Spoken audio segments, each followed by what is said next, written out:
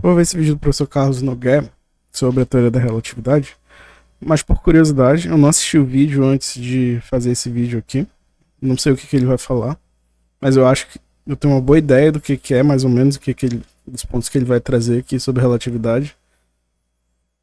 Eu tô fazendo isso aqui porque eu nunca vi um filósofo tomista, católico, abordar esse tópico da relatividade de um jeito satisfatório, ou que pudesse convencer algum físico, matemático, químico, sei lá, moderno, com argumentos, acho que fizessem sentido, assim. Acho que tem um descompasso entre muito que se entende no meio católico e na filosofia tomista tradicional, etc., quanto a mecânica clássica a relatividade e a física quântica, né? Como é que como é que o tomismo vai juntar todas essas coisas que são tão díspares. E assim, eu sou católico, me considero mais do lado tomista, mas nunca vi uma argumentação satisfatória quanto a isso. E aí eu quero aproveitar para ver o que o Carlos Nogueira vai falar e trazer de um ponto de vista físico-matemático a teoria da relatividade, que eu acho que é sempre, sempre, sempre deixado de lado nesses vídeos. Ninguém, nunca vi nenhum filósofo abordar a parte matemática da relatividade e responder alguns dados experimentais irrefutáveis sobre a relatividade. Então, o que eu quero aqui não é refutar o Carlos Nogueira. Como é que se faz eu quero saber e entender como é que se faz uma síntese tomista da relatividade, que parece ser algo empiricamente provado. Para tentar responder de forma um pouquinho O vídeo dele mais tem 22 profunda, minutos, então talvez perguntas seja um que me pouco fazem longo. naquele espaço dos Que a gente comentários vai ver dos aqui. vídeos do YouTube, perguntas relativas, sobretudo, a Einstein e a sua teoria da relatividade. Claro, são perguntas feitas com respeito àquelas 4 aulas sobre física geral que gravei para o curso A Ordem das Disciplinas segundo Santo Tomás. Pois bem, são de 2 gêneros as perguntas. Uma relativa a que Einstein não seria um ateu. Né? Bom, antes de tudo, não digo que seja ateu, aliás, pouco me interessa o que ele fosse nesse âmbito. Não sou historiador, trato da sua teoria da relatividade enquanto teoria física. Pois bem, mas já que me fazem a pergunta, vejam. Acho bem contundente ele dizer aqui que pouco importa se Einstein era ateu ou não, o que importa são os desdobramentos da sua teoria, né? Até a imitação de Cristo, o Tomás de Kempis traz. Não se importar com quem o diz, mas o que se diz. Se não me engano, isso está no primeiro livro da Imitação de Cristo.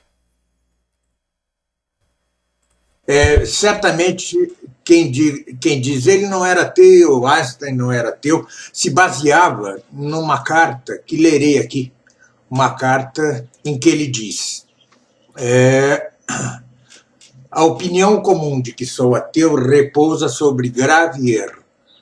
Quem a pretende deduzir de minhas teorias científicas não as entendeu. Creio em um Deus pessoal e posso dizer que nunca em minha vida cedi a uma ideologia ateia. Bueno, bom, parece então que ele não é ateu. Sucede, porém, que no fim da vida, a última carta que se reconhece como sua, ao que tudo indica, nela ele escreve: a palavra Deus para mim é nada mais que a expressão e produto da fraqueza humana. A palavra Deus para mim não é nada mais que a expressão e produto da fraqueza humana. Seja como for, sejam reais ou não estas cartas, não tem a menor condição de afiançá-lo porque, repito, não sou historiador, não sou biógrafo de Einstein. No entanto, seja como for, o que importa em Einstein, quanto a isto, é que mesmo nesta carta em que ele diz que não era ateu, ele expressa uma crença em Deus como que sentimental. Como que sentimental. Ora, a verdadeira crença em Deus, a crença no Deus verdadeiro, é uma crença racional.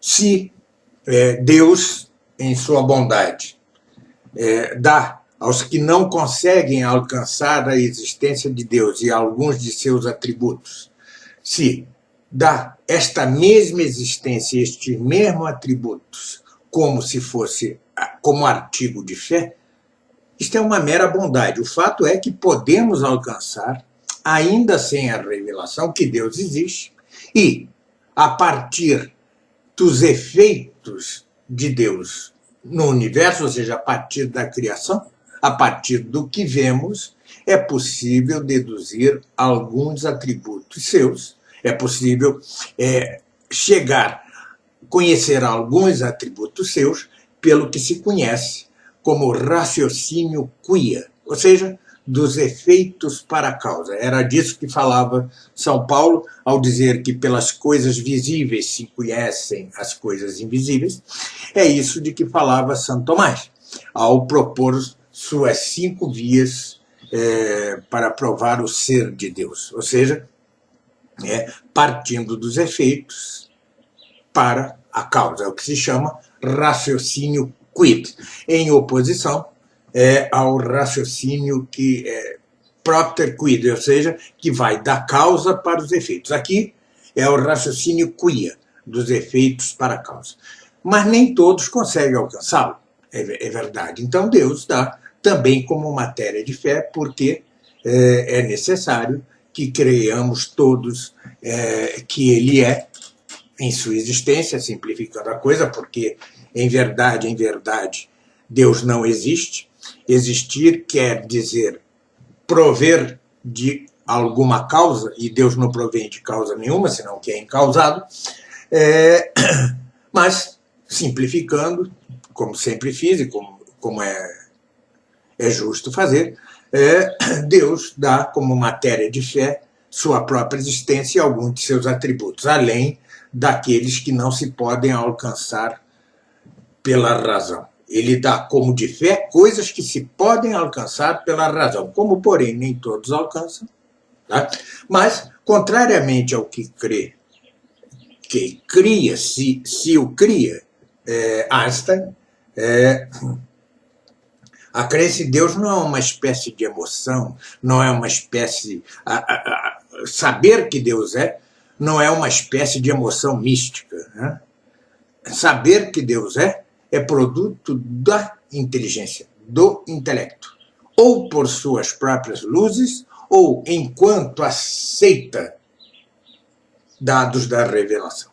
Pois bem, então, pouco me importa isso. O que me importa é antes o que diz Einstein, ainda um pouco quanto a maneira mesma como conhecemos as coisas. Diz ele, a imaginação é muito mais importante que o conhecimento. Acho que agora ele vai começar a entrar na relatividade. Ou um raciocínio lógico nos leva de A a B.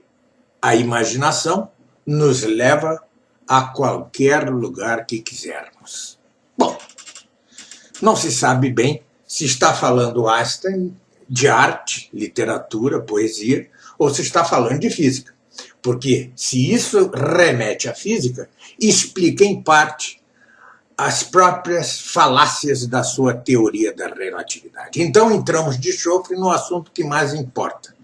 Ou seja, qual o erro próprio, principal, essencial da teoria da relatividade de Einstein? É o subjetivismo. ou, mais tecnicamente, é a relatividade do marco de referência. Assim como para ele a imaginação é mais importante que o raciocínio e pode nos levar aonde quisermos, assim também tudo para ele é relativo, porque o marco de referência é sempre relativo. Pois bem, que a coisa é relativa já o sabemos desde sempre. Aqui eu acho que é o primeiro equívoco, porque a teoria da relatividade do Einstein, depois eu mostro isso um pouco mais para frente, matematicamente.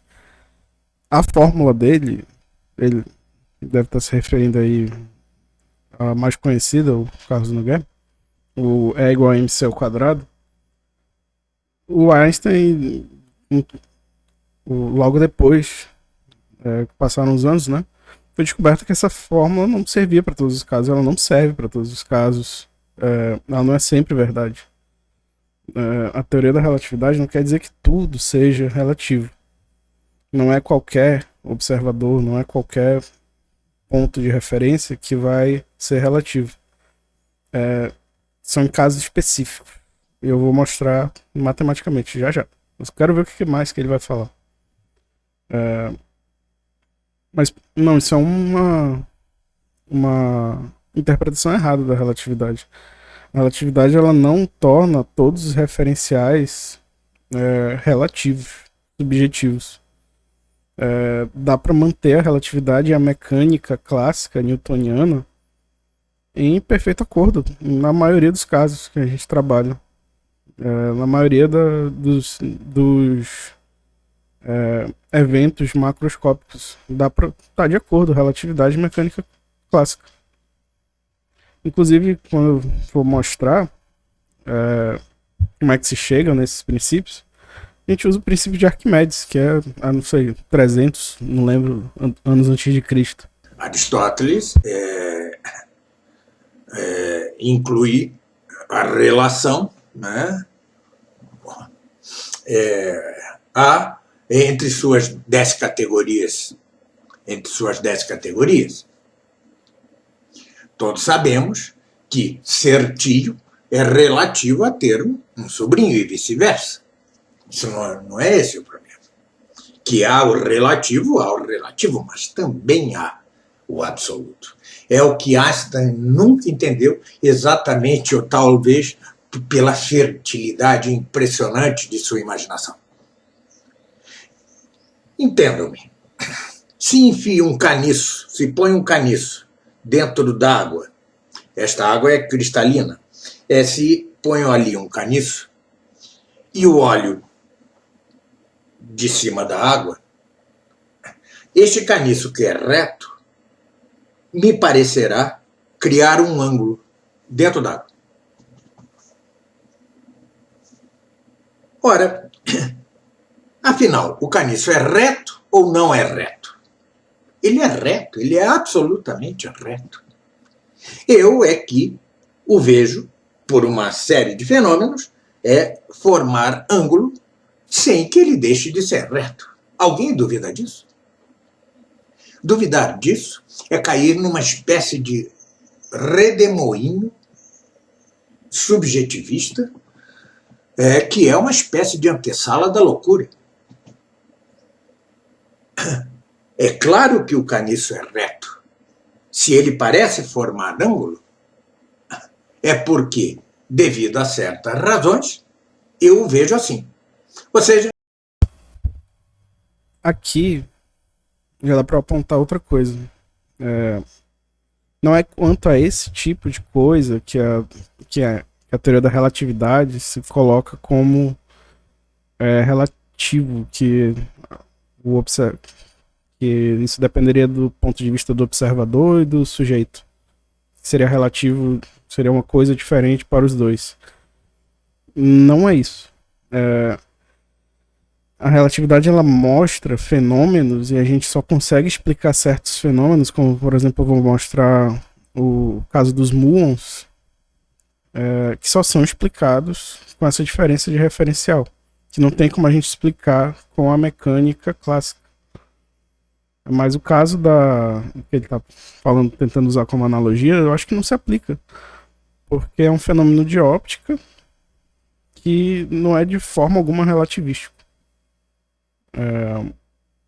Eu acho que o caso dos muons que eu vou mostrar, eu não sei como refutar isso de uma ótica atomista. Como é que eu refutaria esses dados experimentais? Se eu sou o marco de referência, se eu o vejo assim, isso não quer dizer que ele seja assim, ele é reto. Da mesma forma, e conta o que diz Einstein agora, claramente, se duas coisas ocorrem simultaneamente, simultaneamente serão sempre. Simultâneas serão sempre. Ainda que um observador passe correndo num carro e as veja como não simultâneas. Ele as viu como não simultâneas, mas simultâneas são. Ou isso, ou o mundo perde sentido e a ciência inexiste. A própria teoria da relatividade deixa de ser ciência. Atenção, não digo que Einstein não tenha descoberto coisas. Todos os que temos alguma intimidade com as ciências naturais, sabemos que mesmo no âmbito de uma teoria falsa, é possível encontrar coisas, ou seja, descobrir verdadeiramente coisas, mesmo no âmbito de uma falsa teoria. Essa é a história das ciências naturais desde sempre, desde os pré-socráticos. Mesmo no âmbito de teorias falsas, algo se encontra de verdadeiro. Ora, Einstein encontrou coisas verdadeiras. Mas não é disso que eu estou dizendo. Estou falando do fundamento mesmo, do pilar da teoria da relatividade, que é o marco de referência. A relatividade do marco de referência. Diz Einstein, passa um barco, uma embarcação, um navio, e há um homem sentado neste navio, neste barco. Está este homem em movimento ou está parado? Resposta: depende. Se houver alguém na costa que o veja passar no barco, estará em movimento. Se não o há, então ele estará parado. É o subjetivismo, é o sensismo. É quase cair em Berkeley, mas é humeano profundamente. Não é verdade. Suponhamos, para facilitar a coisa, que este. Quanto a esse problema do barco que ele está usando como subjetivismo, existe uma certa verdade nesse subjetivismo. Porque veja bem, se eu tenho duas partículas dentro do barco, duas pessoas dentro do barco, o momento entre os dois o momento é massa vezes velocidade, certo? O momento entre os dois é zero, porque a velocidade relativa entre os dois é zero. Não tem um acúmulo de momento entre duas pessoas que estão no barco. Olhando uma para outra, elas estão paradas. Elas não vão entrar em choque uma com a outra. Duas partículas, duas pessoas no barco. Não tem momento ali, não tem acúmulo de energia entre os dois. Mas, objetivamente, entre o observador na praia e a pessoa que está no barco, existe uma diferença de momento, porque a velocidade que quem está na praia mede da pessoa que está no barco é diferente de zero. E se ela medisse de dentro do barco, a velocidade relativa seria zero. Então não teria momento. Então, para o observador na praia, existe um momento para aquela partícula que está em movimento no barco, aquela pessoa que estaria dentro do barco. Isso importa, porque um momento implica um acúmulo de energia. Se ela colide ou atira algo para fora do barco, aquele momento vem junto para o observador. Então existe uma certa verdade ali. Não é inteiramente subjetivo. Existe uma objetividade nesses dados que está intrinsecamente ligado ao momento. Essa propriedade física que ela é medida com a velocidade relativa. Então existe sim um dado objetivo, apesar de ser relativo, o observador. E esse dado objetivo ele muda de acordo com o observador. É muito diferente essa observação do momento linear dessa partícula, eu estando no barco ou estando na praia. Eu estando na praia, vendo o barco, existe um momento linear ali, que eu posso perceber como um acúmulo de energia. Mas se eu estou dentro do barco, eu não tenho meios para saber se estou me mexendo, se eu não tenho como observar um meio externo, não tem como eu medir isso. Aparentemente estou em repouso lá dentro. Então existe um dado quanto a esse momento aí, que é de certa forma objetivo. Se a gente comparar de 2 em 2, né? De 1 em 1 não faz sentido, de fato. Este homem que está no barco, que passa, suponhamos que esteja morto, é um cadáver. Ora, ele está de si absolutamente parado. Está parado, ele não está em movimento. Mas ele está dentro de um barco, então é como se for a massa agregada do barco. Ora, como massa agregada do barco, ele passa em movimento, como massa agregada, mas em si, de si, ele está parado. O barco, por sua vez, suponhando que só se mova pela movimentação do próprio mar, move-se pelo movimento do mar, mas o próprio movimento do mar se move não só por si, senão como parte da massa da Terra.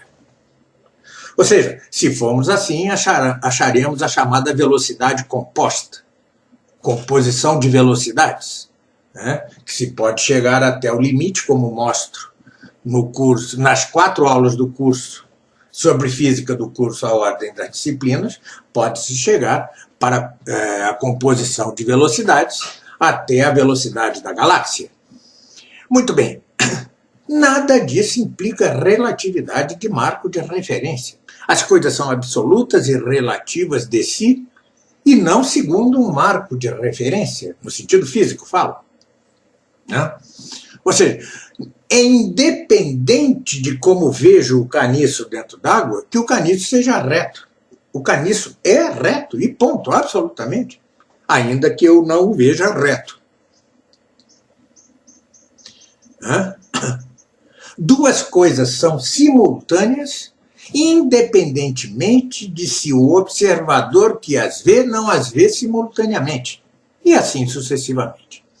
Em outras palavras, um dos problemas da física anti-aristotélica, ou seja, aquela que começa já no outono da Idade Média, alcança depois ápices com Giordano Bruno e tal, com Newton, um dos grandes problemas desta física é a matematização. Em que sentido digo? É proibido matematizar as coisas físicas? Não, não é. Não é, de jeito algum. Tudo quanto disse naquelas 4 aulas e tudo quanto direi na apresentação, a tradução do comentário de São Tomás da Física de Aristóteles, pode ser matematizado. Tudo, tudo. Qual é o problema de Newton? Que era um gênio matemático da altura de um Euclides. É uma espécie de alma gêmea de Euclides. Assim como Santo Tomás é uma alma gêmea metafísica e lógica de Aristóteles, assim é Newton com respeito a Euclides. Pois bem, mas qual é o problema? O problema é exatamente na matematização pura e simples. É preciso encher essa matemática de conceitos físicos. A física newtoniana é grandemente destituída de verdadeiros conceitos físicos. Podem usar-se sem tirar nada deles todas as fórmulas, todas as fórmulas de Newton. Mas é preciso explicá-las de uma maneira correta. Os conceitos de que se vale Newton, que estão pressupostos nessa matematização, são conceitos frágeis, falhos. Mas o fato é que a física de Newton basta que se reforme, basta que se reforme, basta que a preenchamos de verdadeiros conceitos, digamos assim. Já a teoria da relatividade, conquanto Einstein igualmente tenha descoberto coisas reais, válidas, tem de ser radicalmente reformada, completamente alterada, exatamente porque seu pilar, seu fundamento, sua coluna principal, qual seja a relatividade do marco de referência, é falha. Isto não se dava em Newton. Newton precisa ser completado. Einstein precisa ser alterado. Diga-se pouco mais ou menos o mesmo da mecânica quântica. Descobriu coisas verdadeiras, algumas ainda inexplicáveis, mas suas interpretações são essencialmente pitagóricas ou algo assim. Ainda estou por entendê-lo perfeitamente, mas há algo ali que precisa ser alterado. Se se trata de algo que deve ser alterado tão radicalmente quanto o marco de referência relativo da teoria da relatividade, não o sei. Ainda preciso estudar. Mas, quanto a Einstein, isso sim, tenho certeza do que digo. Ele tem de ser radicalmente reformado, e justo porque o pilar da sua teoria, ao contrário do que se passava com Newton, que só precisa de preenchimento e complementação, o pilar de sua teoria é falho, é sensista, é quase berkeleyniano, quase.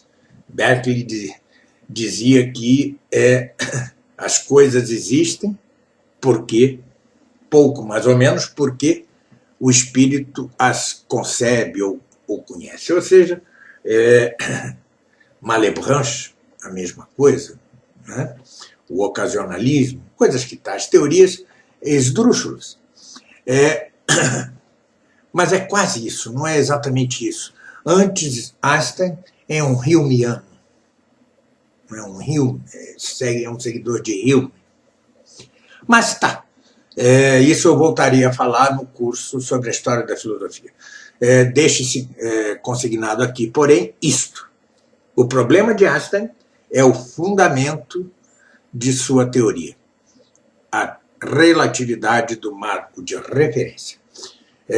As coisas são o que são, independentemente do observador. Como disse Santo Tomás,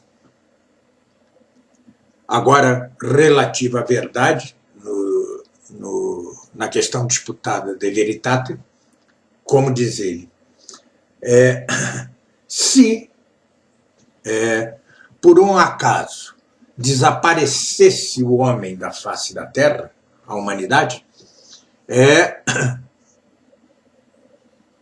como a verdade é uma adequação entre intelecto e realidade, deixaria de haver verdade por este ângulo, ou seja, porque o homem já não está aí, mas não deixaria de haver verdade,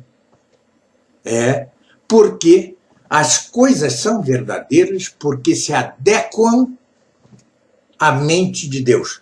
Assim como uma catedral é boa porque se adequa, ou verdadeira, porque se adequa ao projeto que está na mente do arquiteto. Da mesma forma, as coisas são o que são, porque Deus lhes deu o ser e as sustenta no ser. Desaparecesse por absurdo Deus, deixaria de existir tudo. Tudo deixaria de existir.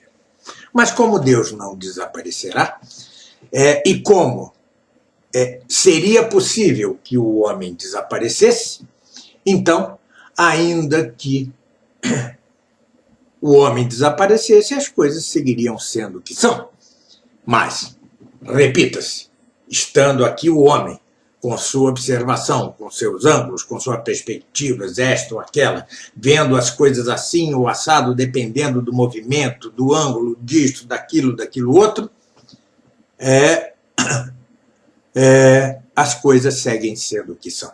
O caniço continua reto, ainda que dentro d'água. Duas coisas são simultâneas, ainda que alguém passando, correndo num trem, as veja como não simultâneas. Um cadáver estará parado dentro de um barco, ainda que alguém o veja passar junto com o barco da costa. Está dito que é possível nesse pouco espaço, mas melhor que aqueles quadradinhos, aqueles espaçozinhos que há para comentários debaixo dos vídeos no YouTube. Espero ter ajudado em algo, mas peço que me esperem um pouco até que saia meu texto de introdução ao comentário de São Tomás à Física de Aristóteles. Ali poderei dizer... Ele não vai falar mais nada sobre.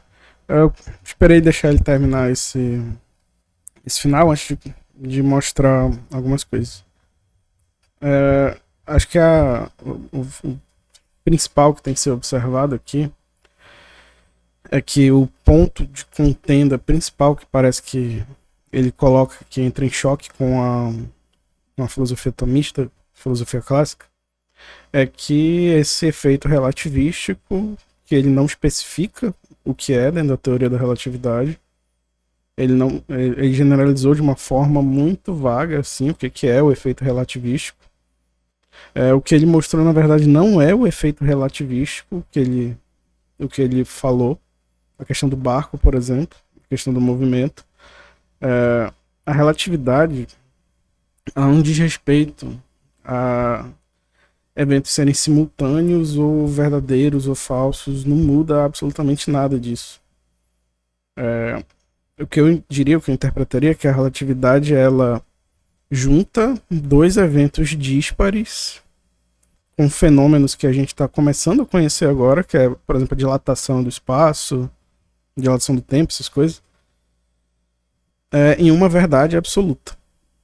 Existem fenômenos que eu vou mostrar aqui, o caso mais clássico dos mundos, que com a mecânica quântica, com a mecânica clássica newtoniana, a gente chega em incongruências que parece que o fenômeno que a gente observa e que a gente mede ele seria impossível. E pior ainda com os mecanismos aristotélicos, que não tem mecanismo para a gente avaliar isso, ao meu ver, com física clássica, física aristotélica. Simplesmente não tem como trabalhar com esses fenômenos. Então, como é que a gente vai trabalhar? Olha só, vamos fazer um esquema para a gente ver o que são esses efeitos relativísticos, na verdade.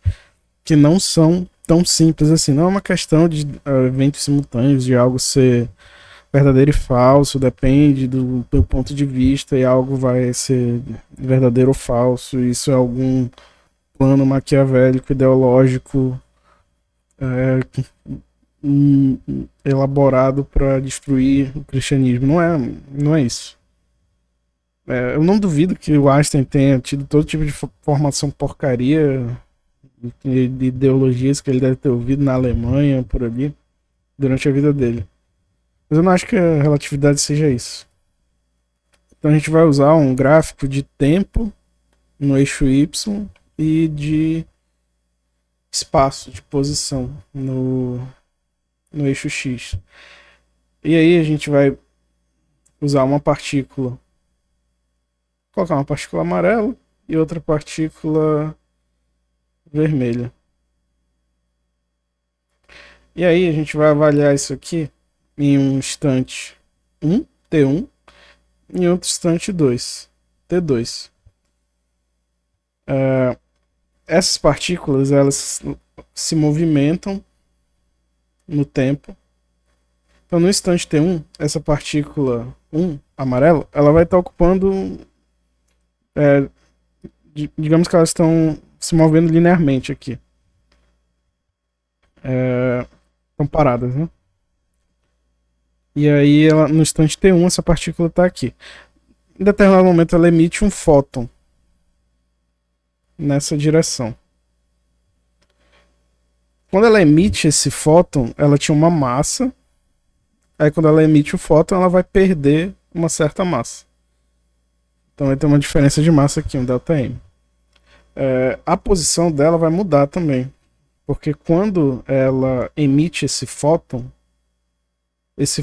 ele carrega o tal do momento que eu falei antes. Então, a posição dessa partícula vai começar a viajar nesse sentido. Então, em T2, digamos que ela vai estar aqui. Como ela emite o fóton para cá, o momento dela, por ação e reação, vai para a esquerda a posição dela. Esse fóton, a gente sabe que ele tem ele carrega um gama. Depois eu explico esse gama. Assim, e essas partículas a gente vai colocar elas separadas aqui a uma distância 2D. Aqui D e aqui menos D. Colocando esse ponto do meio como a origem entre as duas. Então a distância entre as nossas duas partículas vai ser 2D. Uma distância arbitrária, né? Essa partícula vermelha, no momento que a nossa partícula amarela emite o fóton, como o fóton viaja à velocidade da luz, no momento que esse fóton é emitido, a partícula vermelha ainda não percebe que a partícula amarela emitiu o fóton. Então, no instante T2, ao mesmo instante aqui, tá meio torto, essa partícula vai receber esse fóton. E aí a massa dela vai ser m mais ΔM desse fóton. Bom, com esse esquema aqui, a gente vai montar o seguinte. A gente vai usar o princípio de Arquimedes. Esse princípio de Arquimedes é o que eu tinha falado, que se usa nessa dedução aqui da relatividade. Ele diz que o somatório das massas vezes a distância para o centro de massa em um determinado ponto, isso aqui vai ser sempre zero. Então, se eu somo as massas vezes a distância para o centro de massa daquilo, vai ser sempre zero. Então, a gente vai aplicar o princípio de Arquimedes, que é verdade, em T2. Então, em T2, a nossa partícula 1, ela tinha m menos ΔM, e a partícula 2 tinha m mais ΔM. E as distâncias estão aqui embaixo. São essas nossas distâncias arbitrárias D. Então vamos lá. A gente vai ter m mais ΔM para a nossa segunda partícula, vezes a distância, que é essa distância do centro de massa aqui. Aí, como é igual a zero, essa mais o da outra tem que dar igual a zero. Então a gente pode passar para o outro lado e desconsiderar aquele negativo. Então m menos ΔM vezes a distância. Só que olha só, essa partícula que está com menos ΔM, que perdeu esse fóton, a gente não sabe qual é essa diferença aqui que ela tá. Ela não está mais uma distância D, ela se afastou por causa do momento. Então isso aqui vai ser D, que é essa velocidade que ela viaja, né? E esse V é a velocidade da luz, a gente vai adotar, que é uma partícula, né? O tempo em que isso aqui acontece, a gente usa da mecânica. O tempo a gente sabe que é a distância sobre a velocidade, tirando da fórmula da velocidade média lá que todo mundo conhece. Vai ser 2D sobre C, que é a velocidade da luz. Isso para nossa partícula ali. Agora a gente vai ter que fazer a álgebra que a maioria das pessoas odeia. Aqui vai ficar MD mais ΔMD. Esse D mais V a gente vai trocar pelo nosso tempo aqui. Então a gente vai ficar com a gente vai ficar com m menos delta m d, aí esse mais m menos delta m, parêntese 2d sobre c, que é o nosso v. E aí, esse m menos delta m vezes a velocidade, isso aqui é o nosso momento, que eu tinha falado antes. O momento é o momento linear, né, que é a massa vezes a velocidade. E o que a gente tem aqui é massa vezes a velocidade, né? Então a gente pode substituir esse momento, que é a massa vezes a velocidade, vai ser igual ao resto que a gente tem aqui, fazendo a álgebra. Eu odeio escrever nesse negócio. Que é md mais delta md menos, deixa eu tentar não me perder, md mais delta md. Fazendo a distributiva aqui também. E isolando tudo para o mesmo lado. Aqui a gente pode... o momento de 2d sobre c vai ser igual... Dá para cancelar esse. 2 delta md. E aí a gente consegue cancelar esse 2d com esse 2 e esse d. Então a gente vai ter que P igual a delta m vezes o c aqui de baixo. Então o que a gente tem? Que o momento é a variação de massa que teve naquele fóton vezes a velocidade da luz. E a gente sabe que a energia é o momento vezes a velocidade. Então a gente substitui isso aqui. E aí a gente chega que é igual a delta m c ao quadrado. Energia, massa vezes velocidade ao quadrado, que é o ponto da relatividade onde a gente queria chegar. E aí o que acontece com isso aqui? Substituindo, né, essa fórmula aqui dentro, a gente chega na fórmula do Einstein. Então o que acontece? Funciona essa fórmula, a gente consegue calcular isso aqui direitinho. Mas por que ela está errada? Não é que nenhum daqueles motivos que... Não está errada, na verdade. Mas não é nenhum desses motivos que o Carlos Nogueira citou, o professor Carlos Nogueira. Depois se descobriu que o fóton não tem massa. Então como é que vai fazer isso aqui funcionar? Se não tiver massa, isso aqui é zero. Então como a energia seria zero, então como é que as coisas... Dá um bug perturbador, nesse caso. Então o que acontece? Essa fórmula ela foi feita pelo Paul Dirac para contemplar o momento, que é... Risquei aqui sem querer. Que é essa fórmula aqui. Que é a mesma fórmula, só que ela leva em conta essa parte aqui, que é o momento. Porque o fóton, apesar de não ter massa, ele carrega o momento do movimento. Então essa fórmula da relatividade, ela funciona, mas ela não funciona em certos casos, em partículas que não têm massa como o fóton. Então essas duas coisas elas coexistem perfeitamente. Não quer dizer que as duas se anulam. E aí a gente pode aplicar essa ideia no caso dos muons, para entender o que é esse efeito relativístico. Porque o que eu acho que é o principal, que o que não fica claro na maioria dos vídeos de filosofia, das aulas de filosofia que eu já vi, especialmente da parte quando é uma crítica da filosofia atomista para a relatividade, é essa questão de qual é a falsidade que tem aí. Então qual é o caso em que a gente pode ver que a relatividade ela realmente acontece? É o do muon. O muon ele é uma partícula subatômica, ele é muito parecido com um elétron, só que ele tem um tempo de vida que é tal, que ele é de 2 vezes 10 a menos 6 segundos. Isso aqui é o tempo de vida de um muon. Ele é um muon enquanto ele está nesse tempo de vida aqui. E como é que esses muons aparecem? Como é que a gente detecta eles?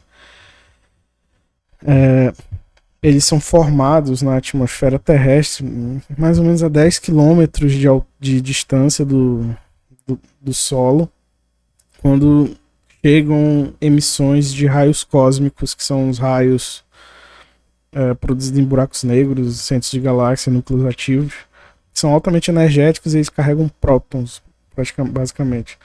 E aí, quando eles colidem com as partículas na atmosfera terrestre, eles formam esses muons, essas partículas que duram esse tempo minúsculo aí, que é dado por tal. E a velocidade de um muon ela é 0,9999 da velocidade da luz. É quase a velocidade da luz, né? E aí, a gente pode fazer um cálculo simples. Você joga aí na calculadora. Se os muons eles se formam a 10 quilômetros da superfície terrestre, são coisas que foram medidas, dados experimentais, né? A gente sabe que eles se formam ali. A gente substitui esses valores numa equação simples, que não é nem relativística de velocidade, isso aqui vai dar 0,6 quilômetros. O tempo que eles existem multiplicado por essa velocidade vai dar que um muon formado na atmosfera terrestre ele viaja 0,6 km. E aí ele deixa de ser um muon. Então ele anda 6.600 metros. E aí ele não é mais um muon. E isso aqui é muito menor que 10 km. E aí qual é o problema aqui?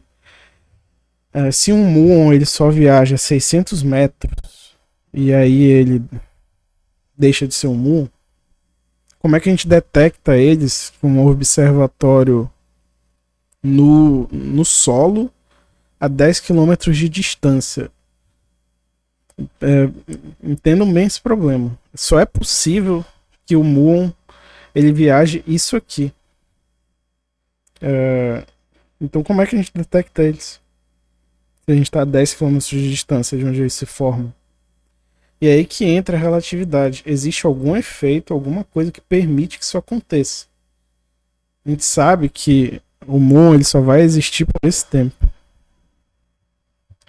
E aí, nesse período de tempo, viajando a velocidade que ele possui, são coisas empíricas, ele só poderia viajar a 0,6 km, até ele, entre aspas, deixar de existir. Então é aí que entra a relatividade. Vamos fazer um cálculo a partir da nossa perspectiva de observador. O muon ele vai ter um T1 igual a 0 e um T2 que é igual ao próprio tal. Isso aqui vai ser a variação de tempo dele. Então, o tempo inicial, onde o raio cósmico chegou e formou ele, e o tempo 2, que é quando ele vai deixar de existir, entre aspas. Então esse nosso intervalo de tempo da perspectiva do observador vai ser gama vezes ΔT. Agora o que é esse gama aqui que apareceu? ΔT1 ali, vamos botar. Esse gama ele é a contração de Lorentz. Então esse gama aqui ele é dado por 1 sobre raiz quadrada de 1 menos V ao quadrado sobre C ao quadrado. E a gente substitui. Esse ΔT vai ser esse gama, que é 1 sobre a raiz de 1 menos, que dá 0,999, a velocidade dele ao quadrado, vezes o nosso intervalo de tempo.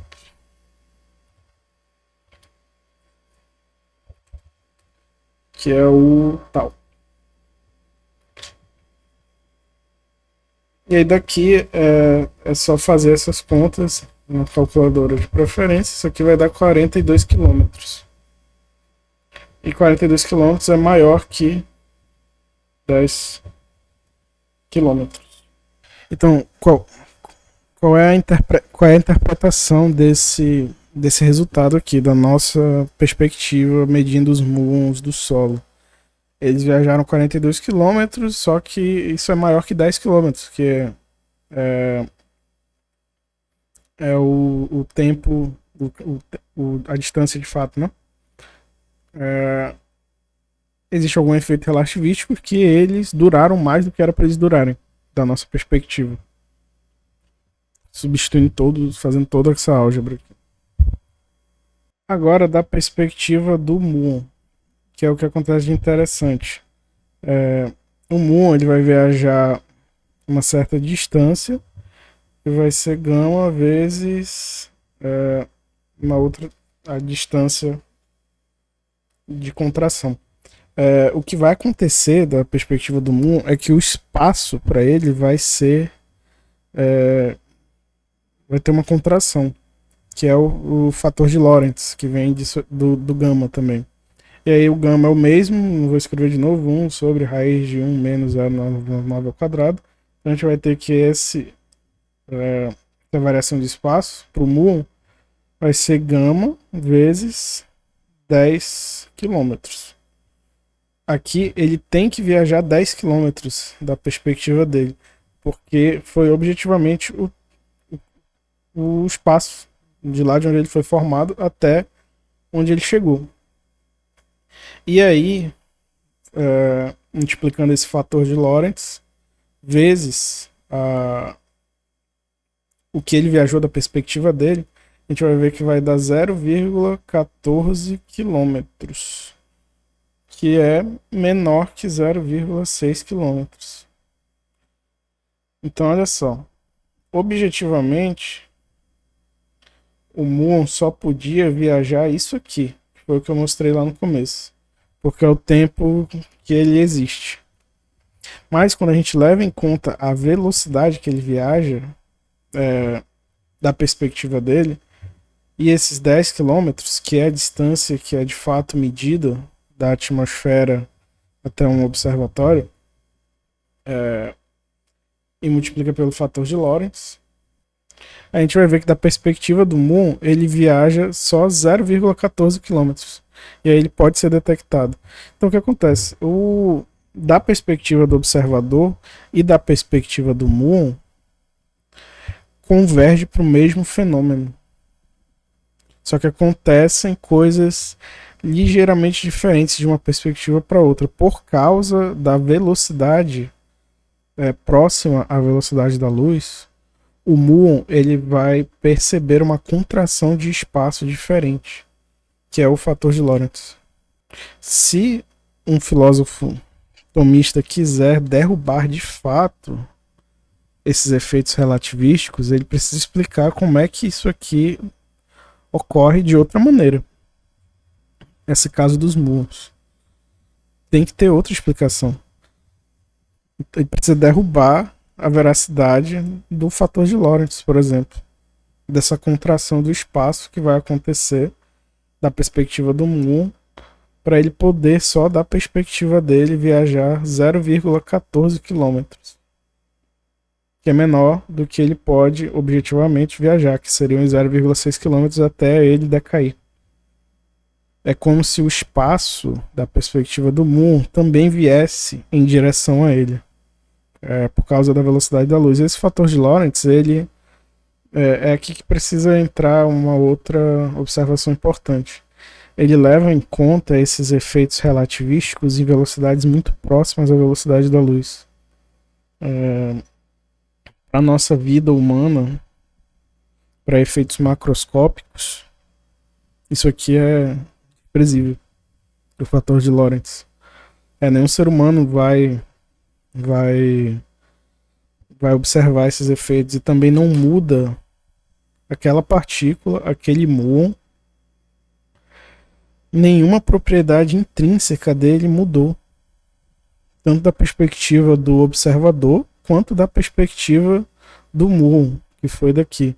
Tanto ele viajando 42 km da perspectiva do observador, tanto quanto ele viajando 0,14 km da perspectiva do muon. A massa dele não mudou, que é a propriedade intrínseca. objetivamente não tem mudança nenhuma, então eu não vejo por que existe toda essa birra, eu diria assim, do meio católico com a teoria da relatividade. Porque se algo tivesse que mudar aqui seria a massa, algum dado objetivo. Porque essa contração do espaço, ela ocorre, ela é real.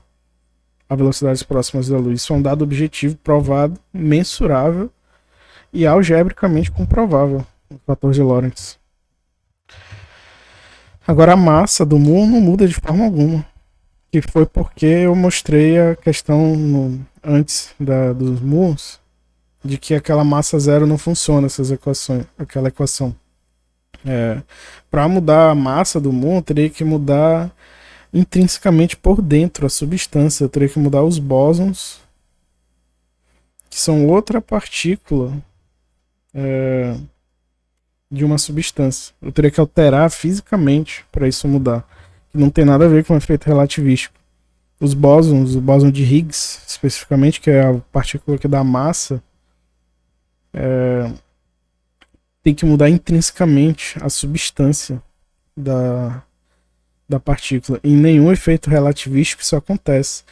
Não importa se eu pego uma partícula e acelero ela à velocidade da luz. Nenhuma propriedade intrínseca daquela partícula vai mudar. A massa dela não vai mudar. Os efeitos relativísticos, eles não vão tornar algo falso verdadeiro para aquela partícula. Para isso teria que ocorrer uma mudança substancial nela, nos bósons, por exemplo. O que não ocorre, não importa se não tem nada a ver com a relatividade isso. Então, resumindo, o que eu queria ver de uma perspectiva atomista era uma crítica ao fator de Lorentz, porque o que me parece é que o fator de Lorentz não é algo dê para debater, um efeito real, observável, empírico,